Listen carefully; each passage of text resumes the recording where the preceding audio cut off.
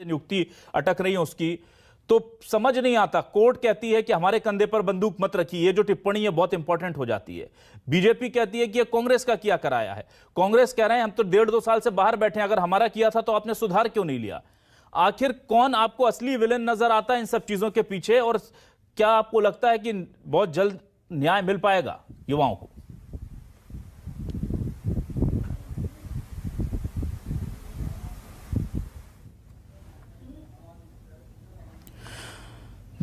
दिनेश चौहान जी, आपकी आवाज हम तक नहीं पहुंच रही है, मैं माफी चाहूंगा, तकनीकी दिक्कत है कोई। मैं पहले गोविंद मालू जी के पास आ जाता हूं। गोविंद मालू जी, मुझे यह बताइए सर, कोर्ट को यह कहना पड़ रहा है कि आप हमारे कंधे पर बंदूक मत रखिए, क्या यह टिप्पणी ठीक है एमपीपीएससी के लिए? और क्या सरकार को मॉनिटरिंग नहीं करना चाहिए कि कोर्ट के किसी फैसले को गलत इंटरप्रिटेट करें? कोर्ट ने यह कहा था कि आप जो बढ़ा रहे हैं, जो आपने एक्सटेंशन दिया है रिजर्वेशन में, उस पर यह स्टे है और पूरी प्रक्रिया को रोक दिया गया। और फिर कोर्ट में जाकर गुहार लगाई गई कि हम आपके कारण नहीं कर पा रहे हैं। कोर्ट ने जवाब दिया कि हमने तो 14% के लिए आपको कभी रोका ही नहीं। तो यह तकनीकी अगर कोई खामी है, कोई कंफ्यूजन है, तो इसका जिम्मेदार कौन है? अभिलाष जी जी, आपने ही जैसा बताया कि कोर्ट ने कहा कि 14% के लिए तो कोई आपत्ति नहीं है। हमारा उद्देश्य 27% आरक्षण का लाभ दिलाना है, ठीक है, जो कि कमलनाथ सरकार की लापरवाही से या कह लीजिए कि उनके वितंडावाद से और ये उनके षड्यंत्र से वो रुक गया, क्योंकि उन्होंने कोर्ट में बराबर पैरवी नहीं की, इसलिए स्टे मिल गया। हम चाहते हैं कि यदि 27% आरक्षण नहीं मिला तो जो हक मारा जाएगा, इसलिए इंटरप्रिटेशन का सवाल नहीं है। हम 27% देना चाहते हैं, उनका 14 दे दो और बाकी का क्या करेंगे? फिर वो लोग आपत्ति लेंगे जब 27 हो जाएगा।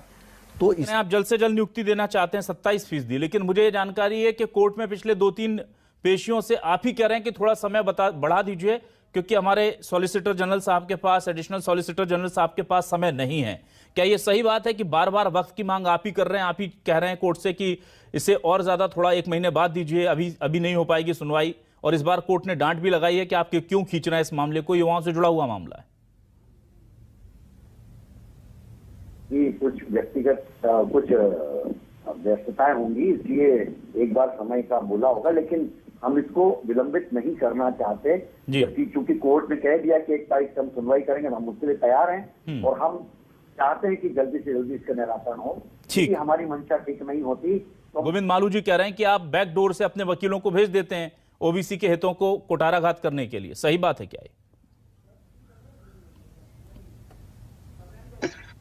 इनको लिख के दिया गया होगा कहने के लिए, ये तो प्रोपेगेंडिस्ट लोग हैं, इनको इस बात की समझ भी नहीं है कि कौन से फैसले की बात कहां पर करना है।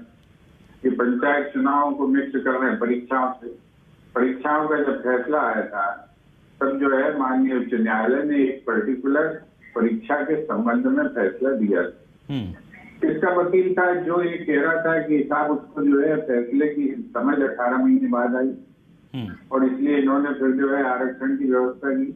तुम्हारे वकील ने तो लिखित में कहा कि मैं वो फैसले को समझ नहीं पाया, इसलिए जो है हमने कुछ का कुछ बता दिया था।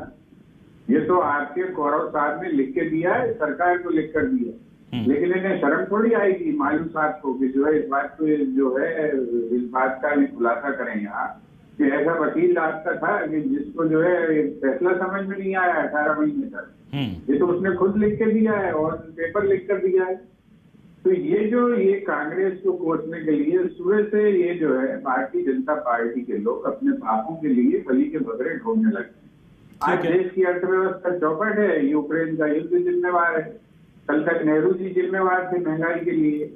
ये जो है ये जो भी कुछ कारगुजारियां करते हैं, जो भी भ्रष्टाचार करते हैं, लूट खसोट करते हैं, सबके लिए ये बलि का बकरा पहले ढूंढते हैं कि किसको माला पहनानी है, क्योंकि जो है पाप इनके हैं और इनके पापों पर नजर ना पड़े, इसलिए ये जो है ये काम करते रहते हैं।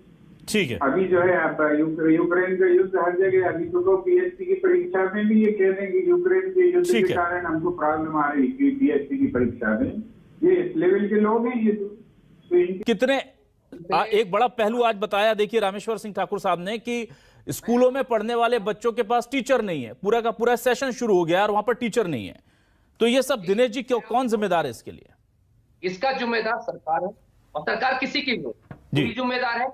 10 साल से रोस्टर समिति की बैठक नहीं हुई है, जबकि उसमें है। और कल आपको बैठक लेना है, बताना कितने पद खाली हैं। अंदाजे के आधार पर भर्ती निकल जाती है। 2 लाख शिक्षकों के पद खाली हैं। ये 20-30 हजार संविदा से भर्ती कर देते, जहां पर करोड़ों की युवा खड़ा हो, जिसके पास डिग्री है, नेट है, सेट है, जिसके पास सीटेट कर रखा, उसने एमपीटेट कर रखा, उसको जो नियुक्ति नहीं मिल पा रही है।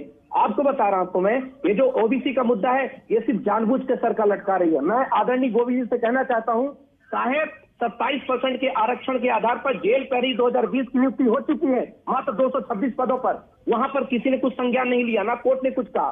कोर्ट ने सिर्फ पीजी की कुछ सीटों के लिए कहा था, मेडिकल की कुछ सीटों के लिए कहा था, उन्हें किसी अन्य के लिए नहीं कहा था। इस बारे में बहुत गंभीरता से देखना चाहिए था। और सबसे बड़ा मुद्दा साहब, आपने मेरे से अच्छी चीज पूछी। अभी कल सब इंजीनियर का एक नोटिफिकेशन जारी हुआ है। पहले कहा गया था, नोटिस आया था, जिसमें 3500 से ज्यादा पद थे कि हम पद बढ़ा करके आपको नहीं जब्त किए देंगे। उसमें तो 1000 पद खाली कर दिए गए। इसी प्रकार से नर्सिंग भर्ती 2018 की आज तक लड़के यहाँ डॉक्टर भटक रही है, कोर्ट के शरण ले रही हैं। पुलिस भर्ती बोले साहब की 18,000 निकालेंगे, 6,000 भर्तियां लटकी पड़ी हुई हैं, अभी उसको पूरा नहीं हो रहा। तो बाकी 12,000 में एसआई कांस्टेबल पता नहीं क्या होगा। महिला पर्यवेक्षक की भर्ती 2017 में हुई, ट्रेनिंग ऑफिसर की भर्ती नहीं हुई है, ग्रुप 4 सब ग्रुप 4 की भर्ती नहीं हुई है, संविदा भर्ती किए जा रहे हैं। और एक बात है ना कि ये लटका क्यों रहे हैं, जब चुनाव की बात आती है तो आधी रात सुप्रीम कोर्ट पहुंच जाते हैं। इसकी संवेदनशीलता चाहिए। अगर आप संवेदनशील है ना, तो रात को 12 बजे खटखटा सकते हैं कोर्ट का दरवाजा ना। उल्टा बात आती युवाओं की, तो उनके साथ आप कुछ नहीं करते हैं। आप चुनाव के लिए बड़ी बड़ी चीजें हो जाती हैं सर। इसके साथ पुलिस भर्ती हो या आप मध्य प्रदेश पटवारी की भर्ती देखिए, 9,000 ज्यादा पद खाली है, अभी तक उसमें कोई काम नहीं हुआ। एमपी टेक में फर्जीवाड़ा हुआ है, मैं पार्टी ने सरकार की एजेंसी ने कहा है, हाँ फर्जीवाड़ा हो गया है, गोविंद सिंह राजपूत जी का कॉलेज में फंसा है, लेकिन उस पर कोई अभी तक कोई कार्रवाई नहीं। कभी केस चल रहा है, उसका माननीय जो हमारे रमेश ठाकुर सर उनके पास भी ये वाला केस हो, उनके संज्ञान में चीजें हो। और लगभग आज जो मैं बात कर रहा हूँ, वो पिछले साल से 40 लाख बेरोजगार रजिस्टर्ड हो चुका है। ये रजिस्टर्ड बेरोजगार की बात कर रहा हूँ। और श्रम ब्यूरो के आधार पर देखेंगे तो 1.5 करोड़ युवा रजिस्टर्ड है बेरोजगार। अब इसको कैसे भर्ती देंगे? मामा हर 3 महीने में आके कहते हैं मैं 1 लाख भर्ती करने वाला हूँ। पहली बार ऐसा हुआ पूरे भारत में कि एक मुख्यमंत्री की आवाज को, एक मुख्यमंत्री की घोषणा को लोग मजाक में समझते हैं कि मैं 1 लाख भर्ती सरकारी शुरू करने वाला हूँ। वो आज तक शुरू नहीं हुई है। ठीक है, एक मुद्दा नहीं हटता। ठीक है, ठीक है, कर सकते मुख्यमंत्री चाहे तो। ठीक है दिनेश जी, मैं चाहेंगे, अभी कोर्ट ने भी कह दिया 1 अगस्त से लगातार सुनवाई होगी और हम इसमें बिल्कुल, हमारा दृढ़ संकल्प भी है, हमारी कमिटमेंट भी है कि हम 27% आरक्षण दिलाकर जो नियुक्तियां भी होनी है उनमें भी 27% मिले और जो नौकरियां हैं उनमें भी 27% मिले। ये हमारा उद्देश्य और हम इसीलिए मालू जी, आप देखिए, आपको रोका किसने सर 27% देने में? गाइडलाइन का हम सम्मान करते हैं। ना सर, गोविंद मालू जी मुझे बताइए कि नई नियुक्तियों में 27% आरक्षण देने में किसी ने रोका है क्या? 14% तो दे सकते हैं ना कोर्ट ने कहा है। आप वही बात कर रहे हैं सर। कोर्ट ने कहा है कि जब ये इस पर स्टे लगा है, कोर्ट ने कहा 14% तो दीजिए, बाकी का फैसला हो जाएगा। तो हम 27% देना चाहते हैं ना। अब जब कोर्ट का फैसला आएगा हम 27% सर शायद या तो मैं गलत समझ रहा हूं इस पूरे सब्जेक्ट को। भूपेंद्र जी और बाकी जेल प्रहरियों को 27% आरक्षण आपने दे दिया, यही तो कह रहे हैं दिनेश सिंह चौहान जी। तब तो किसी ने नहीं रोका। आप बाकी नियुक्तियों में तो दीजिए 27%। जो मामले कोर्ट में उनमें 14% दे दीजिए और उसकी वेटिंग लिस्ट बना लीजिए, ताकि अगर कोर्ट 27% के लिए ओके करता है तो बाकी लोग भी अपग्रेड हो जाएं। इसमें कौन सी रॉकेट साइंस है? क्यों भूपेंद्र जी, क्या मैं ठीक कह रहा हूं? क्या सरकार चाहे तो ऐसा नहीं हो सकता? हो जाएगी जनरल में से, उनका क्या होगा? उनको कौन निकालेगा वापस? आप बिल्कुल ठीक कह रहे हैं। 13% जिस तरह से इनके वकील साहब का फैसला समझ में नहीं आया था, उसी तरह से मालू जी को भी जो है कोर्ट की बात समझने में 5-10 साल लग जाएंगे, क्योंकि इनकी नीयत जो है बदनीयत है। ये जो है लोगों को लाभ भी देना चाहते हैं। आज लाखों पर खाली पड़े हैं। आपको तो कुछ भी समझ में नहीं आया था। अरे आप वकील ही खड़ा नहीं कर रहे थे। आप तो जो है तुम्हारी रामायण ठीक है जो है आपकी बिंदु में स्पष्ट कर दूं जी कि जो मध्य प्रदेश आरक्षण संशोधन अधिनियम 2009 है, हाँ, जिसमें विधानसभा से 14 से बढ़ा के 27% आरक्षण बहुमत के साथ पारित किया गया है जी, उसके परिवर्तन पर माननीय उच्च न्यायालय का स्टे नहीं है, रोक नहीं है। ये मैं बार बार बोल रहा हूँ, लेकिन मीडिया में हमेशा छपता है 27% पर रोक बरकरार। ना तो ठीक जो है, विषय है, ठीक है, विषयों में 27% का इंटरफेयर किया है, ना कि आरक्षण अधिनियम के संशोधन को स्टे ठीक है sir, got a point. Dinesh Chauhan ji 20 second में सर आप मुझे बताइए क्या रास्ता निकल सकता है, क्योंकि आपको ज्यादा जानकारी है, क्या क्या रास्ता निकल सकता है जिससे युवाओं को ज्यादा से ज्यादा फायदा हो?